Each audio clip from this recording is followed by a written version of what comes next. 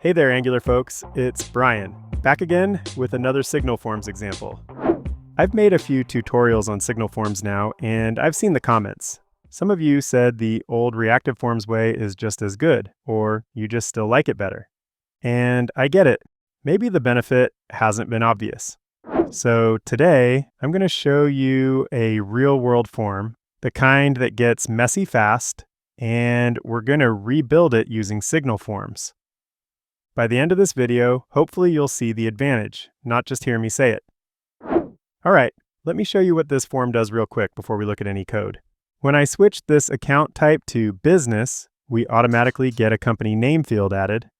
This is what we call conditional form structure. Super common, but can get super messy.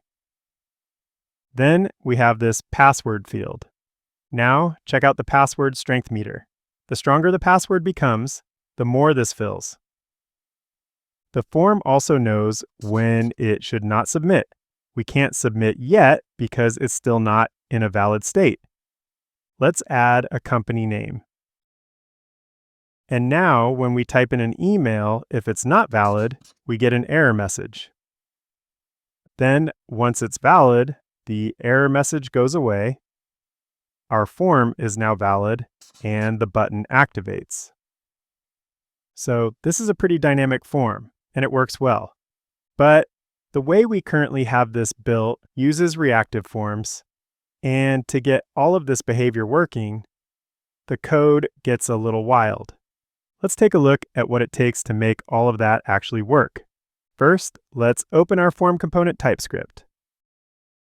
Okay, here we're injecting the non-nullable form builder from the Reactive Forms module. Then we have a set of variables used to track various states in this component. And then below this, we have our form structure created as a form group using the form builder. We have a control for the account type that's required. We have a control for the company name that's not required initially.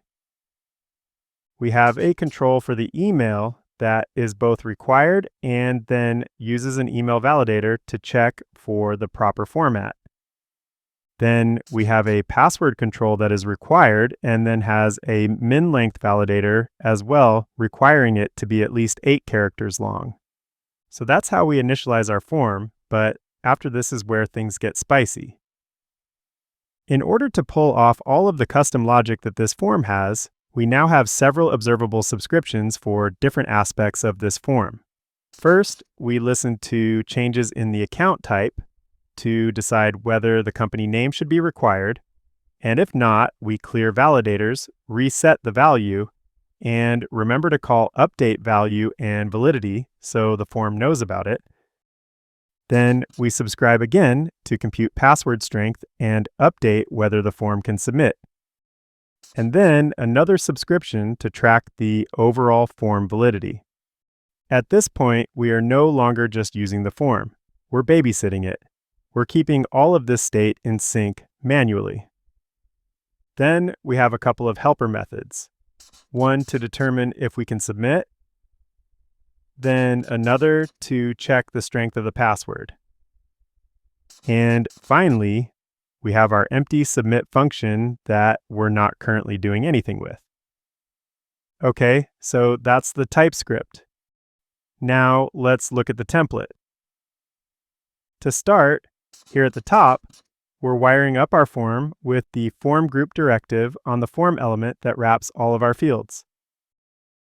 Then, to wire up our form controls, we're using the form control name directive and then the name of the control within the form group. Then here we can see that we have a condition for when we do have a business account, which controls the visibility of the company name field. Below this, we have the email field, where we also have a condition based on the touched and invalid status of the control that determines whether to show the email validation message. Then we have our password field, where we also have our password strength meter. And below all of this, we have our submit button, which is disabled when our can submit property is false. This is all fine and dandy. It all works and has worked well in the past. The complicated part isn't here in the template. It's everything we had to write to support it. Let's redo this using signal forms and watch how much of this code disappears.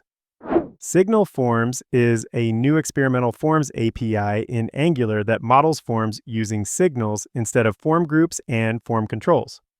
It's not production ready yet, so don't go replacing your company's checkout flow tomorrow, but it's far enough along to understand the direction Angular is heading. And the direction is less wiring, less bookkeeping, more direct state. Let's convert this. Let's switch back over to our TypeScript. Okay, let's start by removing this form builder and destroy ref. We won't need these anymore. We can also remove the entire form group now too. And along with this, we can remove all of the observable subscriptions and even the onInit method. This means we can also remove the onInit interface, and we can also remove the Reactive Forms module import. And then we can remove all unused imports from the top now as well. Okay, that's all we're going to remove.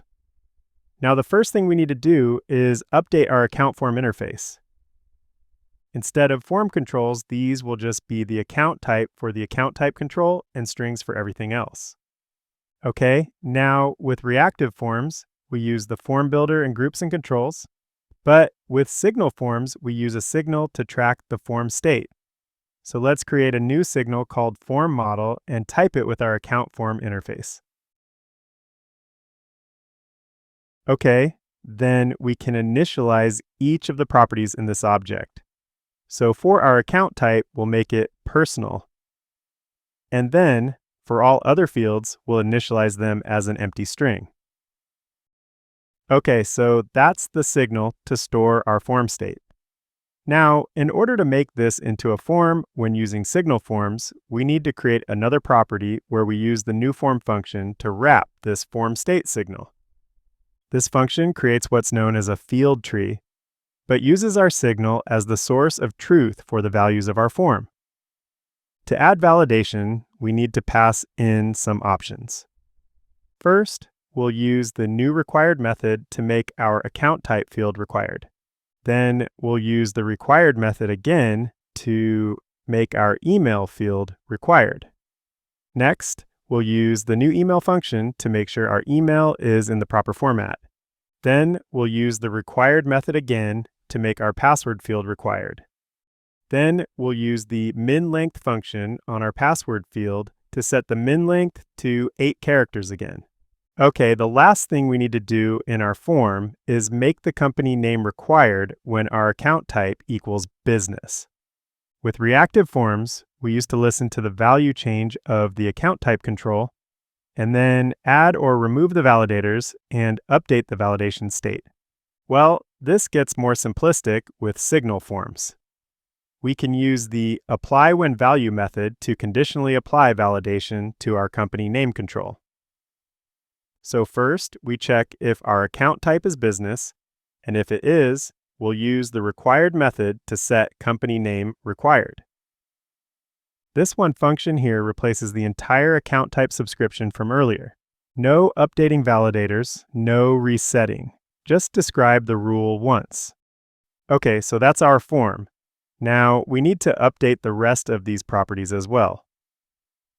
We'll switch the isBusiness property to a computed signal where we can use the account type control value since it's a signal to check if its value is business.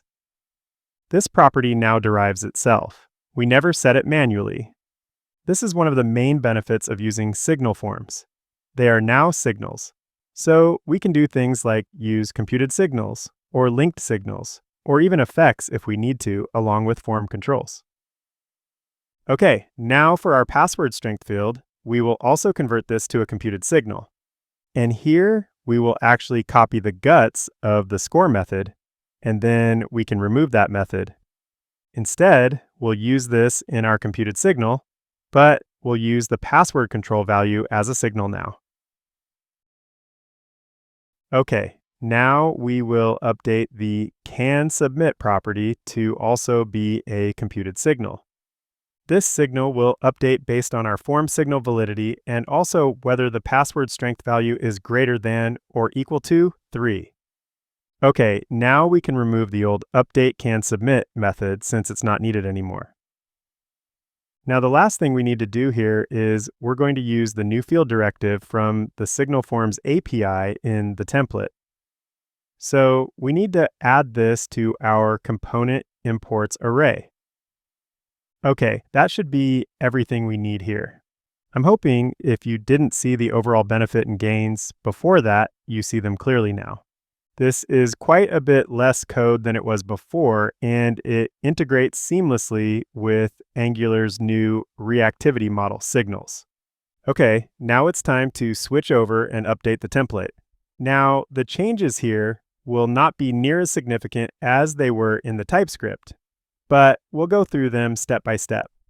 First up, we can remove the form group directive that was bound to our old form property.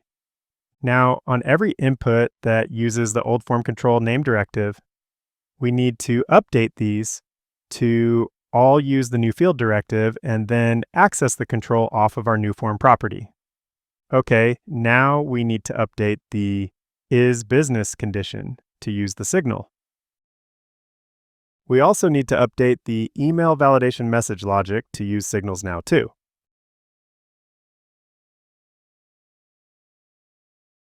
And we also need to update the password field to use the field directive. And then we need to switch the password strength property to a signal too. Then all we need to do is update the disabled binding on our submit button. So the situation here in the template is not really all that different. It's not like a great reduction of code or anything. It's just converted over to signals and the new syntax. Overall, not much of a change here, but this is how you do it with Signal Forms. Okay, this should be everything we need to change. So let's go ahead and save and try this out. And what we should see is the same UI, same behavior, just using signals now. All right, let's click to switch the type. Nice. This still works. It now shows the company name field just like it should. All right, let's try the password. And that still works too. Great. And we can see that the Create Account button is still disabled. Let's add a company name. Then let's try our email validation. Nice, that still works. And then once it's valid, the form becomes valid and the button is enabled. So the code went from listen, check, update, sync, track, remember, to describe the state. The UI follows it. So the form didn't change, the work did. With Reactive Forms, we had to wire everything together. Subscribe here, toggle validators there, track UI state manually. With Signal Forms, we just describe the state once, and the UI follows automatically. Same behavior, less code, clearer logic. And as your forms get more complex, that benefit only gets bigger. If you liked this, like the video, and subscribe to the channel, it really helps more Angular developers discover these tutorials. And hey, if you want to show some Angular pride, check out the Shieldworks United by Craft gear linked below. They're for the ones who code like it's a trade just like you. Thanks for watching, and I'll see you in the next one.